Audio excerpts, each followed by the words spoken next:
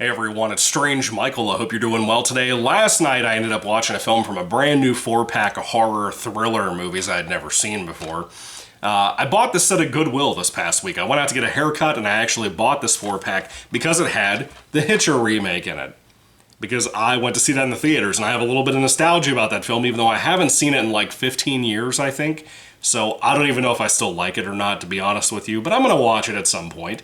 Maybe review the Hitcher films once a week or something at some point, trying to get this channel going back up. But anyway, the Hitcher's in there, Session 9, which is really popular. Of course, I reviewed, I think, Session 9 on this channel. I wasn't super crazy about it, but I bought the set, so I might as well give it another shot at some point in the future. And The Perfect Getaway, which I grew up and I really got into movies, mainly because of my high school film school teacher. And I kind of feel like that movie, my opinion on it changed. I just saw it again for the first time since it hit DVD rental back in the day, this summer. It did not age as well as I wish it had. And most people might like it, but I don't like it as much as most people, if you will, at least now. But then there's this little movie down here I wanted to talk about, My Little Eye. I didn't know anything about it. I flipped over the back of the box and I saw this image here and I was like, oh man, is this a found footage movie or something like that? And yeah, it kind of is. The premise sounded cool. I decided to watch it last night on a Friday at nighttime with my wife.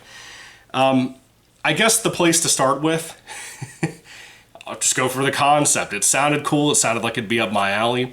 Essentially, there's 5 people. It's 3 guys and 2 girls that have to stay. They're on a reality TV show, by the way, online. It's a webcam type of thing. They have to stay in an abandoned mansion that I think is kind of cozy, but everybody else keeps saying it's creepy and spooky. It's out in the middle of nowhere. There's no neighbors or anything like that. And they have to stay there, all the 5 of them, for 6 months. If any of them leave at all whatsoever, they all lose the money they can make. And I think it's like $1 million for each of them, I think is what I remember hearing. It was pretty late. Forgive me if I get that detail wrong. So things will happen, right? It's not like the typical, like, oh, there's a killer in the house. It's nothing like that, not really. It's more like, for example, I'll give you one of the few examples in the early part of the film. One of the guys gets a note, because they get mail and they get food and stuff on little packages from the company that has them on this reality show, that tells them in one of the letters that one of their grandfathers died. And the guy wants to leave, but the rest of the crew are like, we really need this money. Please don't leave, because if you leave, none of us get anything at all. So please don't do that. We've already invested so much time and effort and our livelihood into this. Please just wait. They try to talk each other out of leaving all the time. And then things will happen. They'll hear noises in the attic. Maybe a crow gets in the house, that kind of stuff. And then over time, things get worse. Things begin to get more extreme. And these characters begin to doubt each other. They begin to fight and bicker more than they already were. And it gets a little annoying in that department. Number one, because people aren't, most of the actors aren't very good in the movie. I wouldn't say they're bad per se. Maybe 1 or 2 of them. But they're not really good per se.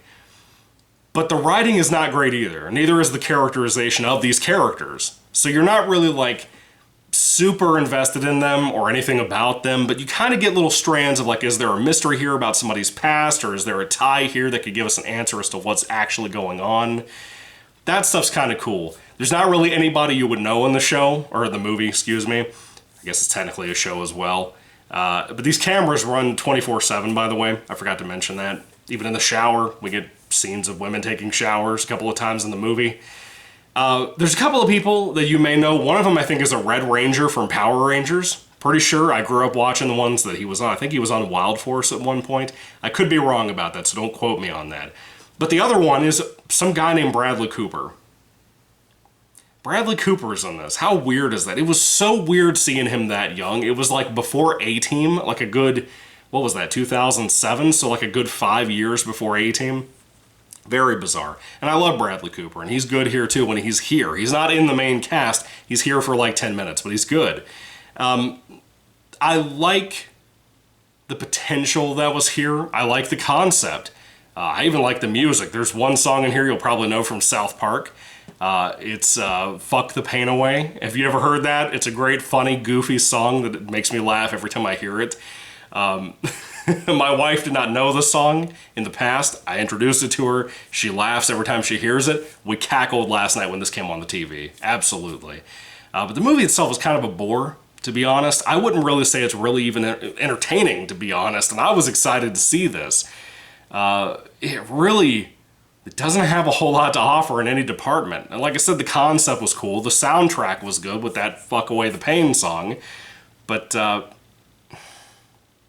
it's not very good. The mystery about this little reality show, the more mysteries that string out of it, I don't really like it all that much. I don't really think it was that good. You never know, man, because of not being a big fan of Perfect Getaway in Session 9. If The Hitcher ends up being a mess in this box set, this whole thing's going in the Goodwill bin, or the sell-off bin, or whatever I'm doing with it. Haven't decided yet. Can I make money off of junk like this? Would you buy it for like $5? Because I bought it for like $2 at a Goodwill. Somebody's got to like these damn movies, especially with Session 9 being in there. And the other ones are okay. But anyway, My Little Eye, I don't really recommend it, to be honest with you. It's not worth your time. If you like this kind of concept and like found footage, webcam types of things like Halloween Resurrection, maybe it'll be up your alley, but for the most part, no. I don't recommend it to anybody who hasn't seen it before. They're not going to dig this. People like my mom who don't like any found footage stuff at all, they're not going to like this either. Don't even try it with those relatives, folks.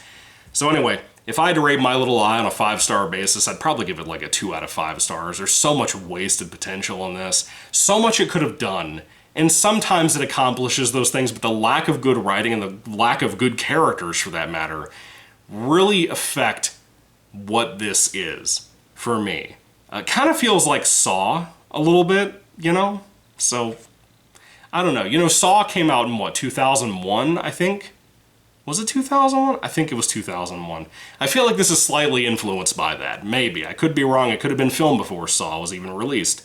But it feels like it. That's all I'm saying. So anyway, have you seen My Little Eye? Have you seen any of these other films in here? Let me know what you think about all of them down below in the comments. Thank you guys. God bless you all. Catch you later. And goodbye.